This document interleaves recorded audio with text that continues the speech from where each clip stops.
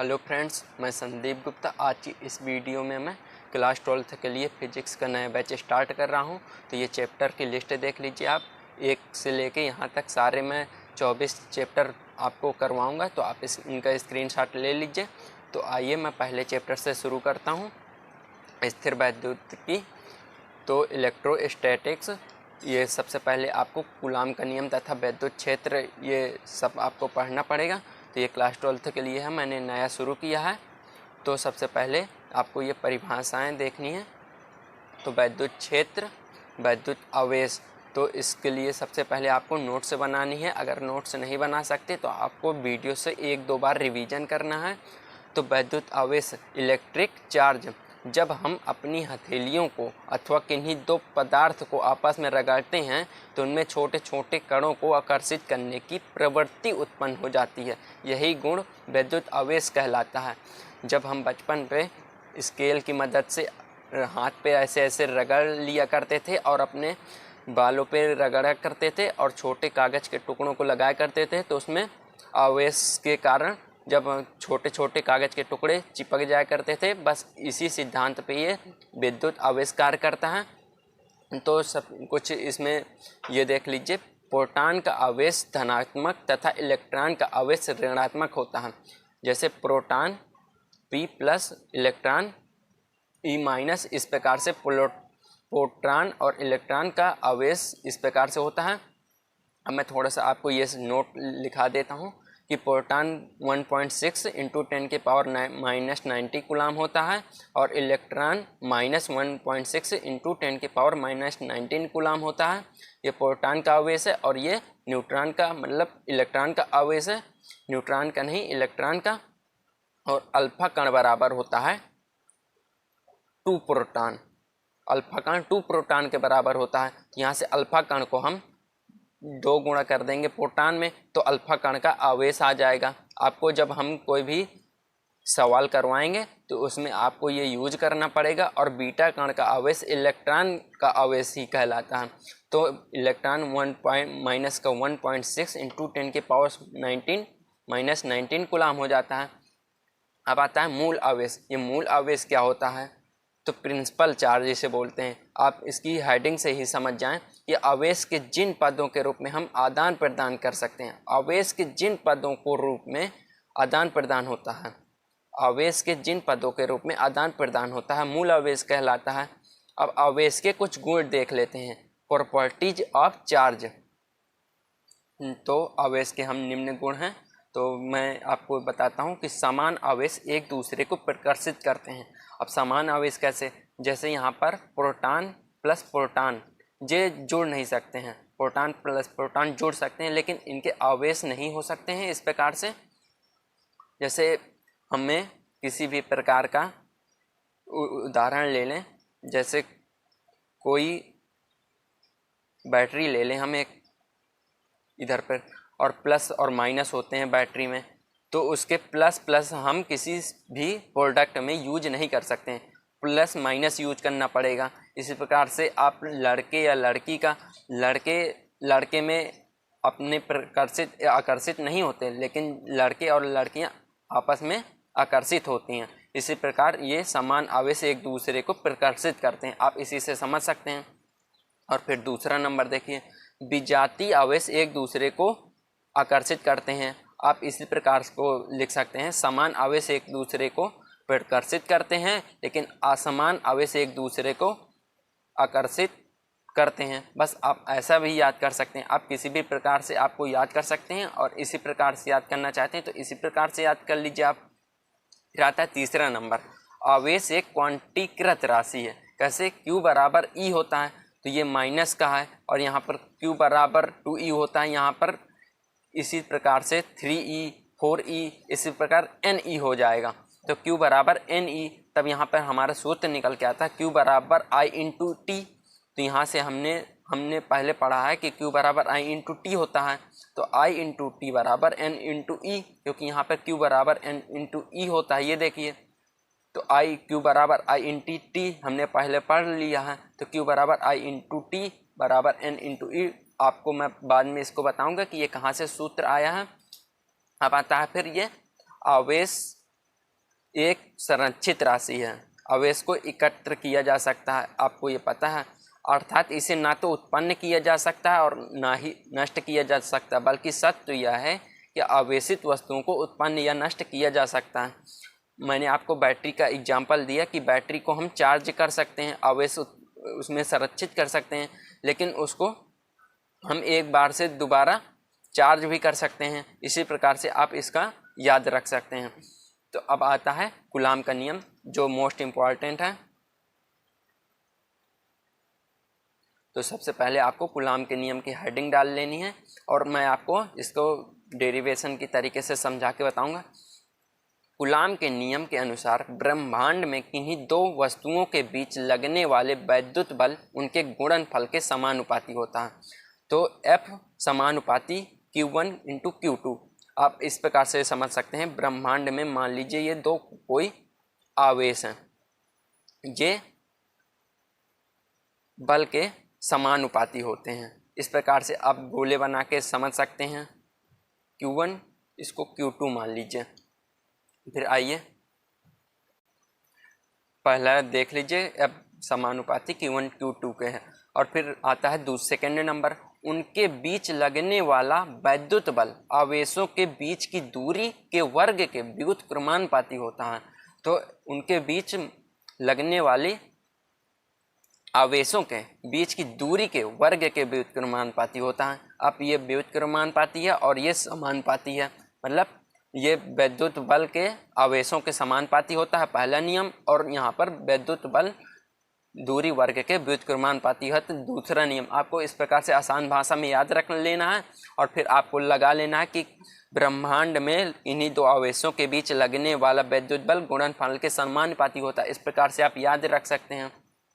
तो आपको ये सेकेंड नंबर हो गया और ये फर्स्ट नंबर हो गया। और फर्स्ट और सेकेंड दोनों हम समीकरण को मिला दें या नियमों को मिला दें तो F समानुपाती हो जाएगा Q1 Q2 अपान R स्क्वायर।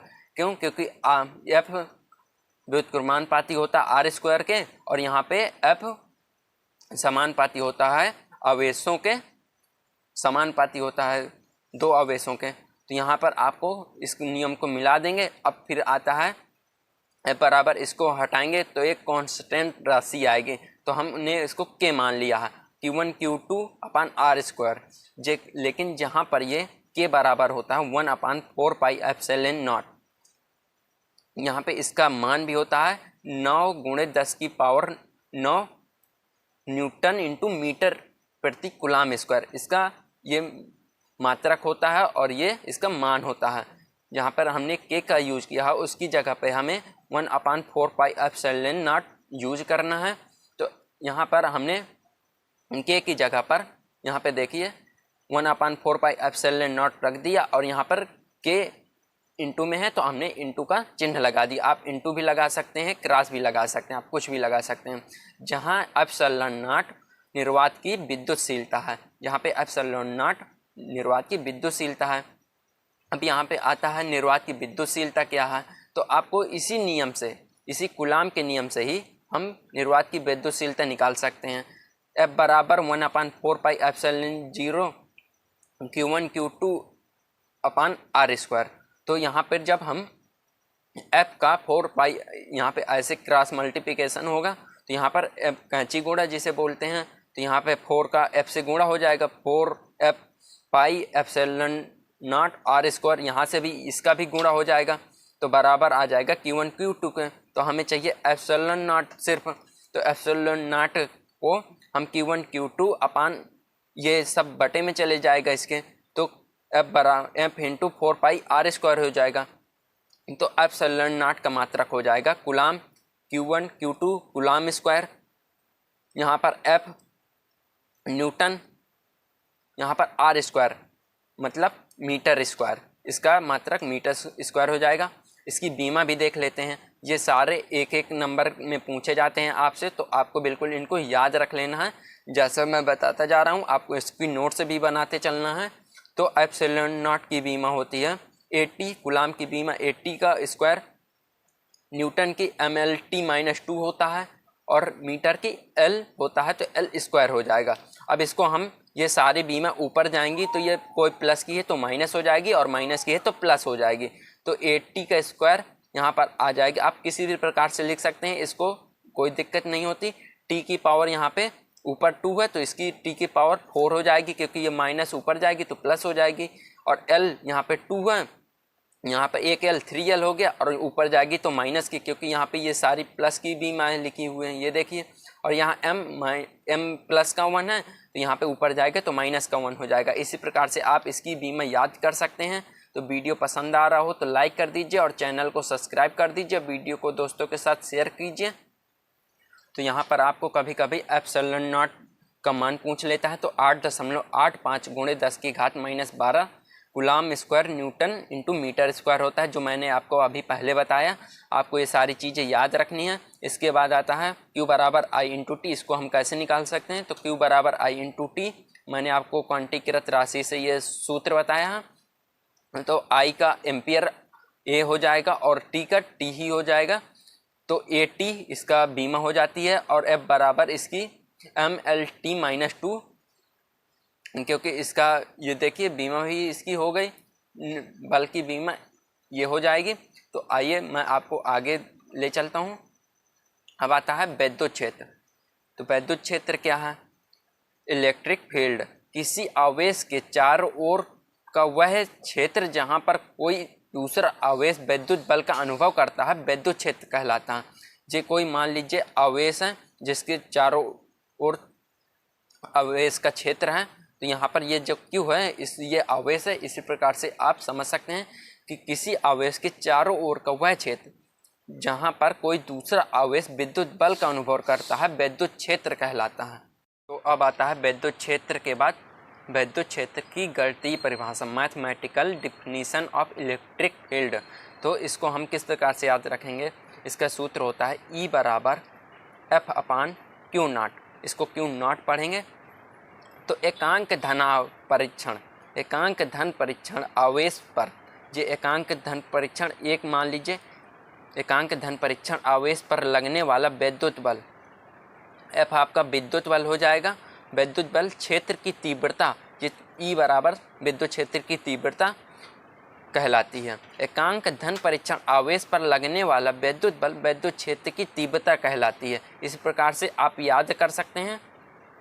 E बराबर F/Q0 होता है, जहाँ पर E विद्युत क्षेत्र की तीव्रता है और F ये विद्युत बल है और Q ये धन परीक्षण आवेश है, एकांक धन परीक्षण। तो विद्युत क्षेत्र की गणितीय परिभाषा के बाद आता है ये, मैं आपको कुछ सवाल भी करवाता जाऊंगा बीच बीच पे।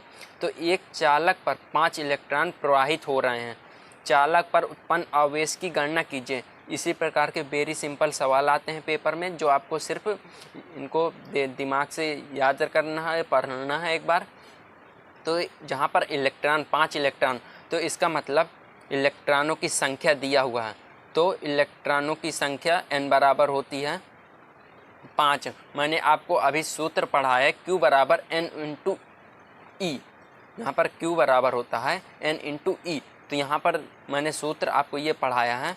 तो इसी प्रकार से देखिए, तो इसमें आवेश की गणना कीजिए। इसने आवेश की गणना मतलब आवेश पूछा, Q पूछा है, तो Q का हम क्वेश्चन मार्क लगा लेंगे।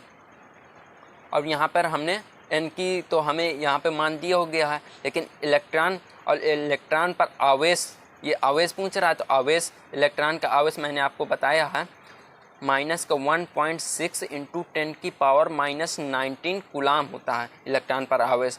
तो यहाँ पर इलेक्ट्रॉन, तो Q बराबर N 5 इंटू ई का मान यहाँ पर देखिए, यह है 1 माइनस का यहाँ पे लगा लेंगे 1.6 इंटू 10⁻⁻19 यहाँ पर हो जाएगा। और यहाँ से जब हम गुणा करेंगे तो सबसे पहले हमारा माइनस आ जाएगा बाहर, तो 16×5 = 80, दशमलव लगा लेंगे, 0 लगा लेंगे, गुणे 10⁻⁻19 हो जाएगा। तो Q बराबर हो जाएगा माइनस का 8 गुणे 10⁻⁻19। और कूलम्ब का मात्रक होता है आवेश। आपको ये याद रखना है, ये सारे मात्रक आपको याद कर लेने हैं। इसी प्रकार से इसका आंसर हो जाएगा, ये देखिए बिल्कुल राइट है। आपको इसी प्रकार से मैं सारे सवाल भी करवाऊंगा और इनकी परिभाषाएं भी करवाऊंगा। तो वैद्युत बल रेखाएं, अब ये परिभाषा आती है पेपर में एक एक नंबर की, ये दो दो परिभाषाएं एक साथ बना के पूछा करते हैं। तो आपको ये सारी परिभाषाएं याद कर लेनी है। मैं सारे चैप्टर आपको पढ़ाऊँगा, तो आप अपनी नोट से बनाते जाइए या फिर दो दो तीन तीन बार वीडियो देखते जाइए, तो आपको ये सारा याद होता जाएगा। वे काल्पनिक रेखाएं जो वैद्युत बल का अविरत प्रदर्शित करती हैं, सबकी सब वैद्युत बल रेखाएं कहलाती हैं। वे काल्पनिक रेखाएं जो वैद्युत बल का अविरत प्रदर्शित करती हैं, सबकी सब वैद्युत बल रेखाएं कहलाती हैं। ये वैद्युत बल रेखाएं की परिभाषा हो गई। और यहाँ पर आता है वैद्युत बल रेखाओं के गुण। अब वैद्युत बल रेखाओं के कुछ गुण हैं। तो वैद्युत बल रेखाएं धन आवेश बाहर की ओर चलती हैं, धन आवेश में बाहर की ओर चलती हैं। तो ये धन आवेश है, इसमें आपकी ये रेखाएं बाहर की ओर चलेंगी। जब हम किसी मोटर रोटर को देखते हैं तो उसमें कोई भी लगा अंदर का रोटर घूमने लगता है, इसी कारण से ये धन आवेश में बाहर की ओर चलती हैं। लेकिन अब आता है वैद्युत बल रेखाएं ऋण आवेश में अंदर की ओर चलती हैं। तो ये देखिए, ये ऋण आवेश हो गया, यहाँ पे ये अंदर की ओर। इसी प्रकार से आपको पेपर में जब आएगा तो चित्र सहित बना देना, ताकि एग्जामिनर भी समझ जाए कि हाँ स्टूडेंट ने कुछ किया है। वैद्युत बल रेखाएं एक दूसरे को कभी नहीं काटती। ये रेखाएं एक दूसरे को कभी नहीं काटती, क्योंकि कटाक्ष बिंदु पर बल की दो स्पर्श रेखाएं खींची जा सकती हैं, लेकिन बल की दो दिशाएं को निर्धारित करती हैं। लेकिन एक ही बल की दो दिशाएं असंभव है। आप ये समझिए, एक ही बल की दो दिशाएं कैसे हो सकती हैं। अब फिर आता है ये वैद्युत बल रेखाएं एक खुला वक्र बनाती हैं। आप देखिए, यहाँ पर कोई भी रेखाएं काटती हुई नहीं आपको प्रतीत होंगी। तो वैद्युत बल रेखाएं एक खुला वक्र बनाती हैं। अब यहाँ पर आता है वैद्युत क्षेत्र की तीव्रता। वैद्युत क्षेत्र की तीव्रता तो E बराबर F/Q0। ये गणितीय परिभाषा वो हो गई, और ये नॉर्मल परिभाषा है। तो आप अगर दोनों लिख सकते हैं तो दोनों लिख दीजिए, नहीं तो आप जब पूछे कि गणितीय परिभाषा लिखें तो गणितीय परिभाषा लिखना है, और जब पूछे कि परिभाषा लिखिए तो आप ये परिभाषा लिख दीजिए। किसी धन परीक्षण आवेश पर लगने वाला वैद्युत बल धन परीक्षण आवेश के अनुपात को वैद्युत क्षेत्र की तीव्रता कहते हैं। ये आसान परिभाषा। किसी धन परीक्षण आवेश के अनुपात तथा वैद्युत बल के अनुपात को वैद्युत क्षेत्र की तीव्रता कहते हैं। ये वैद्युत आवेश हो गया, ये वैद्युत बल हो गया, इनके अनुपात को वैद्युत क्षेत्र की तीव्रता E कहते हैं। बस आपको यहाँ ये एक सदिश राशि है, इसका मात्रक न्यूटन प्रति कूलाम होता है। F का मात्रक न्यूटन और इसका Q का मात्रक कूलाम, न्यूटन प्रति कूलाम इसका मात्रक हो गया। इसका बीमी सूत्र तो बल की बीमा MLT-2 होता है, और इसकी आपने ये 11 में पढ़ चुके हैं। 80 होता है, इसकी आवेश की बीमा 80 होता है। तो इसको पूरा हम जब ऊपर भेजते हैं तो ये माइनस में हो जाता है। तो MLA-1 LT-3 हो जाएगा, क्योंकि T माइनस का है और यहाँ पे प्लस का है। जब ऊपर जाएगा तो माइनस का हो जाएगा। तो इसी प्रकार से आप इनको याद कर सकते हैं।